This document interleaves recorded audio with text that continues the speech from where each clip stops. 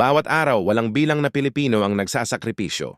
Ang guro na humuhubog sa isipan ng kabataan sa loob ng silid-aralan, ang nurse na buong pusong nag-aalaga ng pasyente, ang pulis na gumagabay at nagpoprotekta sa pinakamahina sa lipunan, at ang ama na nagsusumikap dahil sa kanyang pagmamahal sa pamilya.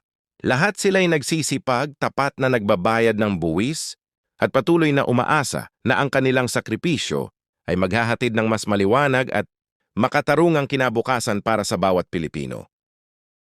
Ngunit sa bulwagan ng kapangyarihan, may ilan na mas pinipili ang kasakiman kaysa paglilingkod. Ang perang dapat para sa tao, ninanakaw sa pamamagitan ng korupsyon. At kapag ang mga proyekto ay ginagawa ng palpak, ang dulot ay trahedya. Winawasak ng baha ang mga tahanan, nagdurusa ang mga pamilya, at may mga buhay na nawawala. Ang korupsyon ay sumisira ng kinabukasan. Ang korupsyon ay kumikitil ng buhay. Panahon na upang tayo'y manindigan at maningil ng pananagutan. Sapagkat bawat pisong ninakaw ay katumbas ng pangarap na nawasak at buhay na ipinagkanulo.